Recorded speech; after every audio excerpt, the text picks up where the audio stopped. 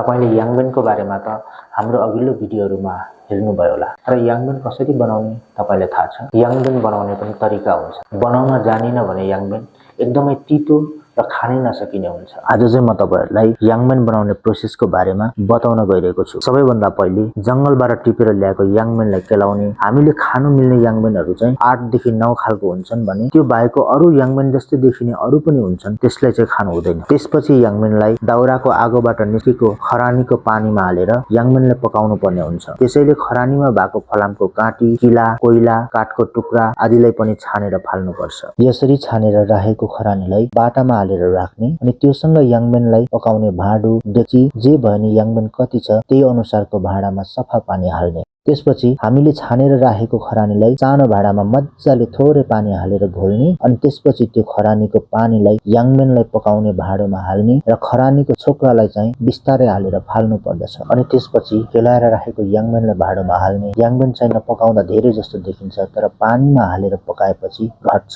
हामीले यो पकाउँदै गरेको याङबेन चाहिँ सानो चामलको बोरा 21 बोराको हो। त्यसपछि याङबेनलाई आगोको फ्लेम ठिक्कको बनाएर चलाउँदै पल्टाउँदै गर्ने ताकि पानीमा भएको खरानीले याङबेनलाई मज्जाले पकाओस्। त्यसपछि 30 मिनेट जति याङबेनलाई पकाएपछि आगोबाट निकाल्ने अनि खरानी पानीलाई फाल्ने र याङबेनलाई चाहिँ कम्तीमा पनि 10 देखि 12 पटकसम्म मज्जाले पखाल्नु पर्छ। राम्रोसँग नपकाएको र अल्छी लागेर नपखालेको याङबेन चाहिँ कालो हुन्छ र खाँदा तितो पनि हुन्छ। किनभने याङबेनको टेस्ट भनेको तितो हुनु हुँदैन। यो त पकाउने र खाने मान्छेको इच्छा अनुसार चाहिँ मसलाहरु हालेर नुन खुर्सानी हालेर यसको टेस्ट निकाल्ने हो। अनि त्यसपछि राम्रोसँग पकाएर पखालेको याङबेनलाई चाहिँ घाममा 3-4 दिन मज्जाले सुकाउनु पर्दछ।